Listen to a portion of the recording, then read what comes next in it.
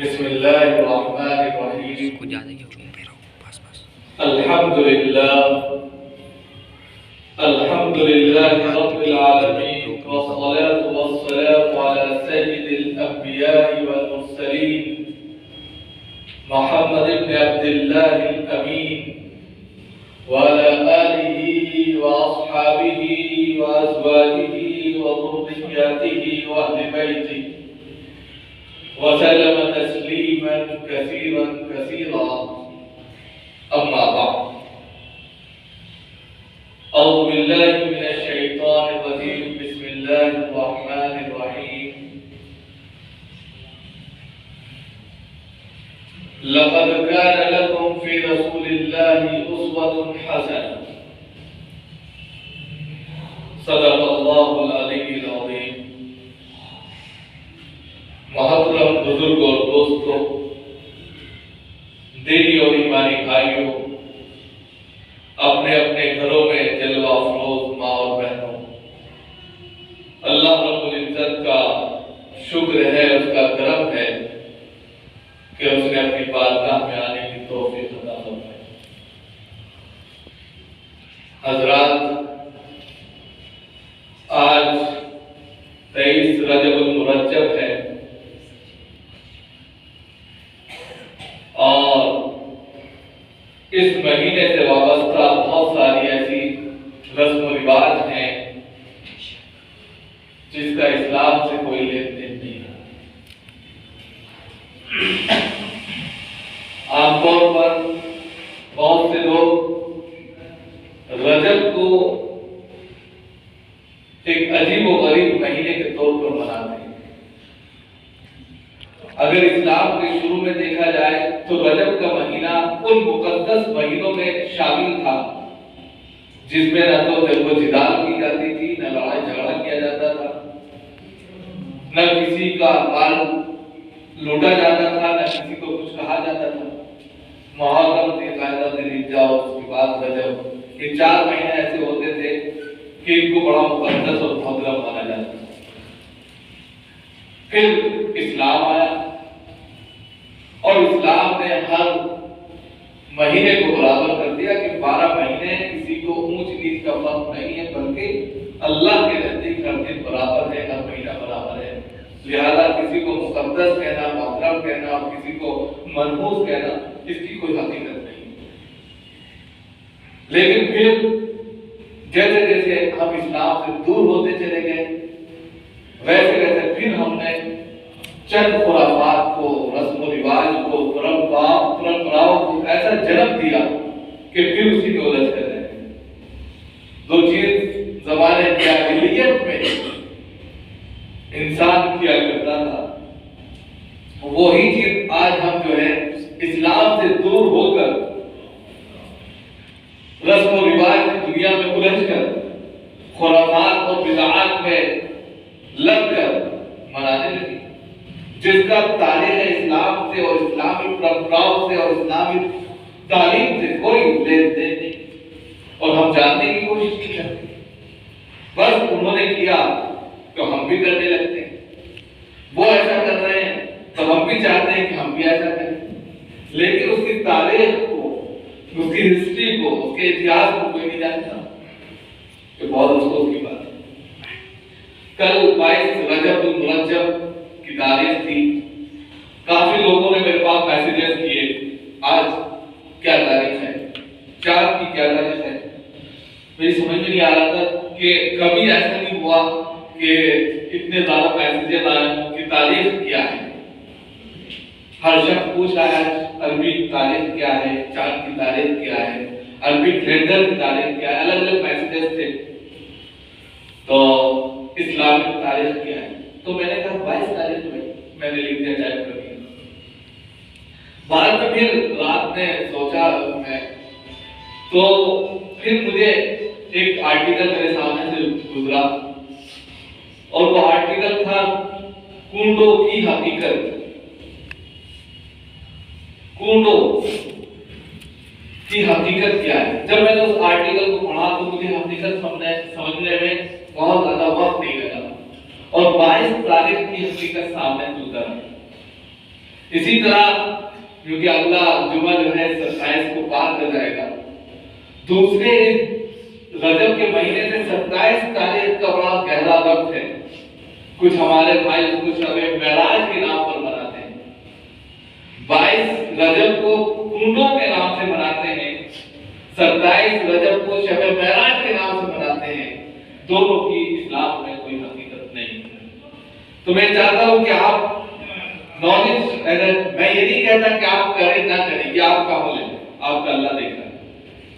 मैं सही तालीम, सही शिक्षा, सही नॉलेज आपके सामने रखना चाहता हूं। उसके बाद में आपका क्या अमल है क्या नहीं है वो आपका है, वो आपका काम है, लेकिन सही जानकारी लेना भी बहुत जरूरी है। तो सबसे पहले हम 22 रजब पर आते हैं कि 22 रजब की हकीकत क्या है उसको समझें, और समझना बहुत जरूरी है क्योंकि बड़े पैमाने पर और बहुत बड़े पैमाने पर ये काम हो रहा है। हमें ये नहीं पता कि आई कहां से और कितनी तेजी के साथ बढ़ गई, इसका मकसद क्या था, और जिनके ताल्लुक से ये बात फैलाई जा रही है उनके ऊपर तौबत है। हमें यही बात, हम गुनाह कर रहे हैं, उस गुनाह में मुलव्विस हैं। तो सबसे पहले जानिए कि 22 रजब को कुंभों के नाम से क्यों जाना जाता है और क्यों मनाया जाता है। दर हकीकत ये जो है ना, खुशी का एक छुपा हुआ तरीका है। किसी के वफात पर अगर कोई शख्स खुशी का इजहार करे तो उसका एक जीता जागता नमूना अगर देखना है तो कुंडों की रस्म को रिवाज देना है। दरअसल क्या है कि इस्लामी तारीख के अंदर बहुत से ऐसे वाकयात हुए हैं कि जिसको इंसानियत कभी भुला नहीं सकती। लिहाजा वो वाकयात अपनी जगह मुसल्लम है, हकीकत पर मबनी है, वक्त नहीं है कि उस पर डिटेल्स से बात की जाए, लेकिन जो यहाँ का मौजूद है उसको सामने रखते हुए हजरत इमाम माविया को कौन नहीं जानता। हजरत इमाम माविया आप सल्लल्लाहु अलैहि वसल्लम की चचेरा भाई भी हैं, हजरत सुफियान के साहबजादे हैं और खुलफाए राशिदीन के बाद जो है उन्हीं के एक लंबे अरसे तक उन्होंने खिलाफत की है और काफी अच्छे पैमाने पर उन्होंने इस्लाम के झंडे को लहराया है। बहुत से गज़वात में आप सल्लल्लाहु अलैहि वसल्लम के साथ शरीक रहे हैं। हर एतबार से इनके मोतबर सहाबी हैं। अब कोई शख्स उनकी वफात पर खुशी का इजहार करने पर कुंडे तकसीम करे, यानी कि मीठी पूड़ियां बनती हैं, उन पूड़ियों को इस तौर पर तकसीम किया जाता है या रख दिया जाता है कि इंसान चुपके से आकर खा ले और उसी मिठास में खुशी का इजहार करे। हकीकत क्या है दरअसल कि सैयदना इमाम जाफर सादिक की जो विलादत है वो 8 रमजान 80 या 83 हिजरी में और उनकी वफात जो है वो शव्वाल 147 या 48 हिजरी में। लेकिन इन लोगों ने दरअसल ये क्या है कि शियाओं की एक परंपरा है, जो शिया हजरात हमारे भाई हैं उनकी ये परंपरा है, वहां से कन्वर्ट होकर ये जो है सुन्नियों में आई है और हमारे दूसरे तमाम भाइयों में आ गई है। मैं सबके फिरकों के नाम नहीं लेना चाहता। तो हमारे जो शिया भाई थे उनमें ये रस्म क्या थी, दरअसल उनको बुग़्ज़ था हज़रत इमाम माविया से, और इतना बुग़्ज़ था कि बताया नहीं जा सकता। तो जब 22 रजब को सैयदना इमाम माविया रज़ियल्लाहु ताला की वफात का वाक़या पेश आया तो उस वक्त जो हुकूमत थी वो अहले सुन्नत वल जमात की थी और पूरे तौर पर किसी को ये मौका नहीं था कि किसी की वफात पर खुशी या गम का इजहार कर सके। तो शिया हज़रात को उनकी वफात पर अंदरूनी बड़ी पुरकैफ खुशी हासिल हुई थी, लिहाजा उन्होंने खुशी में छोटी छोटी मीठी पूड़ियां बनाई थी और उनको अलग अलग जगह रख दिया था और सबसे कहा था अगर चुपके से खाने ताकि किसी को पता भी ना चले और आराम से खुशी का इजहार भी हो जाए।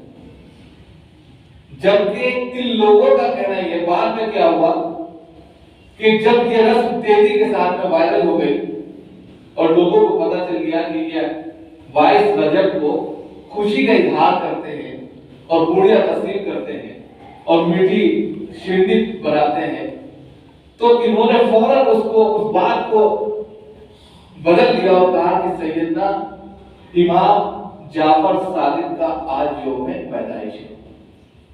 उनके यौम पैदाइश पर, जन्मदिन पर हम खुशी यानी कि पूड़ियां तकसीम करते हैं, मीठी शिरनी बनाते हैं। जबकि मैंने अभी आपके सामने रखा कि उनके यौम पैदाइश 8 रमजान को है, 80 या 83 हिजरी को है। रमजान और रजब का कोई जोड़ नहीं है। उनकी वफात शव्वाल में है। रजब के 3 महीने के बाद रमजान और फिर शव्वाल आता है, उसका भी कोई जोड़ नहीं है। लिहाजा इस पर जब बात नहीं बन पाई और उन्होंने कहा कि ये तो इमाम जाफर सादिक का यौम पैदाइश नहीं है, न यौम वफात है, तो उन्होंने कहा कि नहीं, उन्होंने अब ये तोहमत लगाया। हमारे शहजाद भाई ने क्या तोहमत लगाया कि इमाम जाफर सादिक ने हम लोगों से अपनी जिंदगी में ये बात कही थी कि 22 रजब को मेरी नियाजी किया करो। नियाजी का मतलब फातिया किया करो, और जो शख्स 22 रजब को मेरी फातिया करेगा, नियाजी करेगा, शिरनी बांटेगा, पूड़ियां तस्लीम करेगा, या इसी तरह मिठाई वगैरह का जो भी एक कॉन्सेप्ट है वो करेगा, तो उसकी उस दिन दुआ कबूल होगी। और अगर उस दिन दुआ कबूल नहीं हुई तो क़यामत में मेरा दाम पकड़ लेना, मैं उसकी दुआ कबूल करूंगा। इतना बड़ा तोहमत के बताया जा सकता। ये रस्म परंपरा चली कुंडों के ताल्लुक से। अब हिंदुस्तान में कैसे आई, फिर आपके लखनऊ में कैसे आई, इसको भी जानिए। ये कुंडों की एक परंपरा धीरे धीरे धीरे धीरे खामोशी के साथ चली आ रही थी, और ये बहुत लेट आई है, यानी कि सहाबा ताबीन तक कुछ इसका रस्म रिवाज नहीं था। बाद में 900 के बाद में रस्म रिवाज शुरू हुए। उसके बाद में खासतौर से आपका लखनऊ के ताल्लुक से मैं बताना चाहता हूँ हिंदुस्तान में किस तरह इसका जन्म हुआ और इस रस्म को कैसे रिवाज मिला, उसको जानिए। 1906 में शहर रामपुर है आपका, कह सकते हैं मुरादाबाद के पास, वहां अमीर मीराई साहब रहते थे। अमीर मीराई साहब शाहमीना साहब के खानदान से हैं। शाहमीना खंबत जो बहुत बड़ा मजार है, बड़े बुजुर्ग आदमी थे। शाहमीना साहब बड़े अच्छे आदमी थे, लेकिन उनके जो दूसरे मानने वालों ने उन्होंने उसको गड़बड़ कर दिया। तो बड़े बुजुर्ग आदमी थे शाहमीना साहब, उन्हीं के खानदान से थे अमीर मीराई साहब। अमीर मीराई साहब के एक साहबजादे थे खुर्शीद अहमद मीराई। 1906 में खुर्शीद अहमद मीराई साहब ने जो है कुंडों को इजाद किया, और कुंडों को इजाद किस तरह के एक आर्टिकल उन्होंने लिखा और उसको किताबी शक्ल में फ्रेम करा के लोगों में तस्लीम कराया। क्योंकि खुर्शीद अहमद मीराई साहब शिया तबके से ताल्लुक रखते थे, और उन्हीं के एक दोस्त थे जो उनके पड़ोस में रहते थे, नवाब हामिद खान। नवाब हामिद जो थे वो इस चीज में पेश थे। लिहाजा उन्होंने जब ये आर्टिकल लिखा और छपवाया और लोगों में तस्लीम कराया, तो उनके जो पड़ोस में नवाब हामिद साहब थे, उन्होंने इसको बहुत तेजी के साथ में माल दौलत हर एतबार से फरोग दिया, और शहर रामपुर से निकलकर ये रस्म जो है लखनऊ पहुंच गई। क्योंकि लखनऊ से अमीर मीराई साहब के बड़े रवाबित थे, तो वहां से निकलकर तेजी के साथ लखनऊ पहुंची। और लखनऊ में क्योंकि यहाँ पर शियाओं का कब्जा था, एक बड़े पैमाने पर जो है शिया यहाँ पर रहे थे, शियाओं ने इसको तेजी के साथ हाथों हाथ लिया, और इस तरीके से ये वायरल होते हुए हमारे शिया हजरात से निकलकर सुन्नी तबके में घुस गई। और सुन्नी हजरात भी इसको 1906 के बाद से मनाना शुरू करने लगे। अब कुंडे क्या हैं उन्हें ये नहीं मालूम, बस उनको एक चीज याद रह गई, और क्या याद रह गई कि अगर उस दिन कुंडे यानी कि मीठी पूड़ियां या मिठाई बनाई गई, उस दिन हमारी दुआ कबूल होगी, और दुआ कबूल नहीं हुई तो हम कयामत में ले लेंगे। अब उसका और नया वर्जन शुरू हो गया है। अब जो लोग तस्लीम करते हैं या बनाते हैं वो पूड़ियां, तो वो इस बात का भी एहतमाम करते हैं कि भाई आप नहा धो के आए कि नहीं, पाक साफ है कि नहीं, यानी कि नया वर्जन आ रहा है। एक वर्जन तो ये था कि भाई पूड़ी रख दी गई, यहाँ रख दी, वहां रख दी, खा लिया। अब नया वर्जन ये है, क्योंकि जैसे जैसे तरक्की इंसान करता है, नए नए वर्जन तलाश करता है, तो अभी का नया वर्जन, ये कह लीजिए इस साल का नया वर्जन जो है वो ये है कि आप साफ हो, साफ सुथरे हो, तभी आपको पूरी मिलेगी वो खाने को, वरना वो भी नहीं मिलेगी। अब आप खुद बताइए ये कौन सी परंपरा है? बिल्कुल है इस्लाम को इस तौर पर पेश कर देना जिसकी कोई कहानी नहीं है, जो मन घड़त कहानी पर एक आर्टिकल छपा था, उस आर्टिकल को छपे हुए भी तकरीबन जो है 100 साल हो रहे हैं, 100 साल से भी ज्यादा हो रहे हैं, और उस चीज में हम उलझ कर रह गए, उसकी हकीकत को तो नहीं जाना।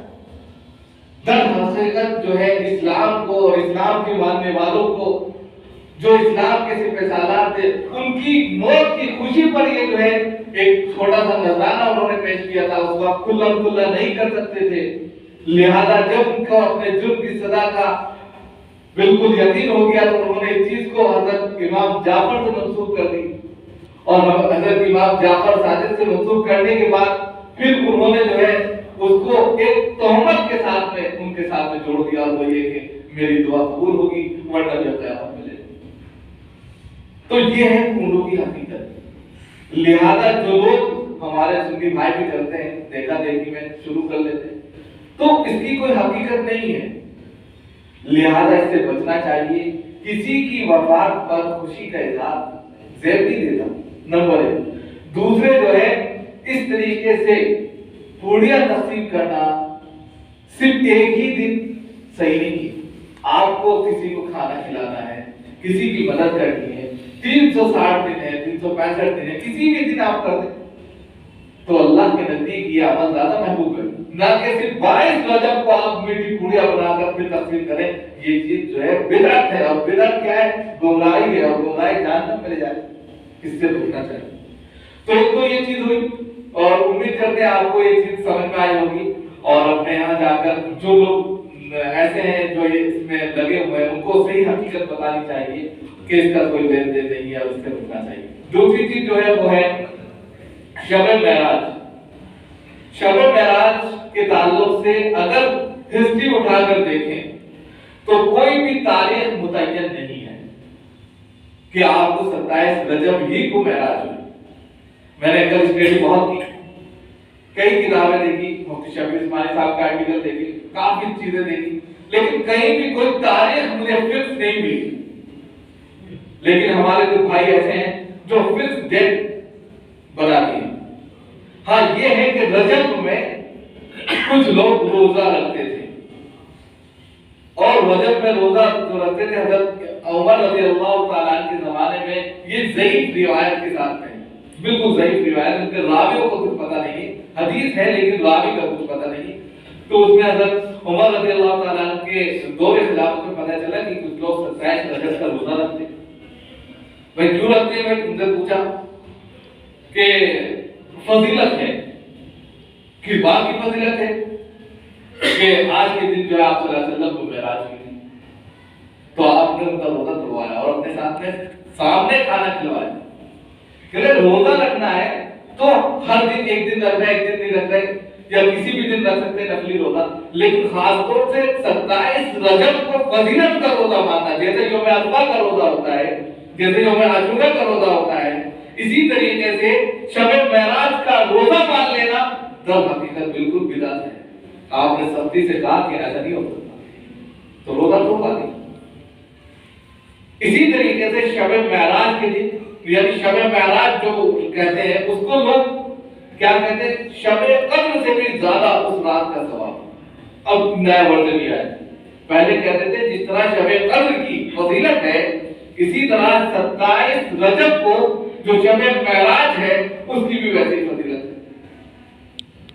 अब कहते हैं कि उससे भी ज्यादा फजीलत है उस दिन जाना। हर दिन 360 रातें हैं, हर दिन आप जा सकते हैं, इबादत कर सकते हैं, ये अल्लाह को बड़ा महबूब अमल है। रात की इबादत वैसे भी मतलूब है, लेकिन सिर्फ 27 रजब को जाग कर और उसको शब-ए मेराज का नाम देकर और फिर उसकी फजीलत ये बतला करके शब-ए कद्र से ज्यादा बड़ी फजीलत है, और उसमें जो है खूब सारी जो है हलवा पूड़ियां बनाकर और खूब सारी शीढ़ियां तैयार करके पूरी रात जो है चुस्कियां लेकर चाय की और एक दूसरे को दावतें देकर उस रात को मनाना ये शब मेराज हो ही नहीं सकती। शब मेराज में सबसे बड़ा तोहफा जो मिला है वो नमाज का है।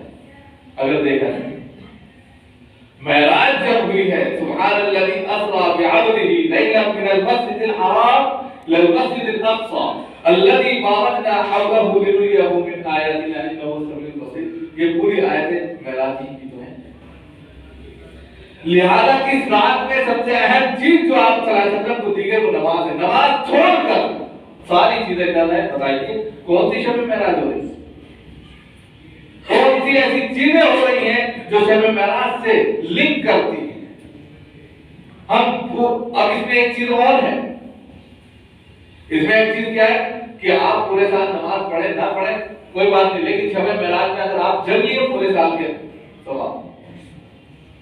आप बताइए कि मेराज पर अल्लाह के रसूल सल्लल्लाहु अलैहि वसल्लम को नमाज दी गई ताकि आप इसके जरिए अल्लाह से करीब हो सके, अपने तमाम की तमाम परेशानियों का हल नमाज में तलाश कर सके, अपनी परेशानियों को, मुसीबतों को, दुख तकलीफों को अल्लाह के सामने रख सके।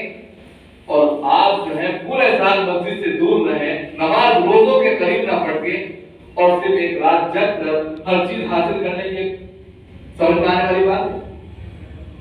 एक शख्स जो है किसी के यहाँ मजदूरी करता है, नौकरी करता है, पूरे साल न जाए, एक दिन जाए और पूरे साल की तनख्वाह ले ले, ऐसा हो सकता है?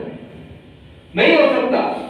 जब एक ज़हनी तौर पर दुनियावी एतबार से ऐसा नहीं हो सकता तो अल्लाह रब्बुल इज्जत के नजदीक कैसे आप उसको मान लेते हैं कि एक रात जग लेंगे पूरे साल का सवाब मिल जाएगा?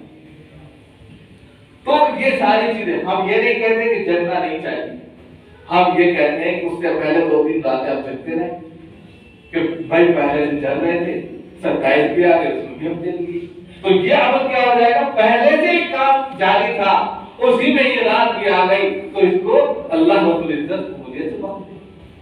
नंबर 1, उसी में खास तौर से बैनर लगाना, रातों को चराना करना, खूब सारी जो शीटियां तकसीम करना, मेले और ठेले लगाना, कहां का रसूल है? हर एतबार से बिदअत है और ये बिदअत ऐसी है जो गुमराही की तरफ ले जाती है और गुमराही जहन्नम में ले जाती है। तो इन चीजों से बचना चाहिए। वक्त नहीं है, फिर इंशाल्लाह इस टॉपिक पर किसी और बात होगी। तो मेराज का मकसद क्या है? अल्लाह ताला हम सबको इन्हीं बातों पर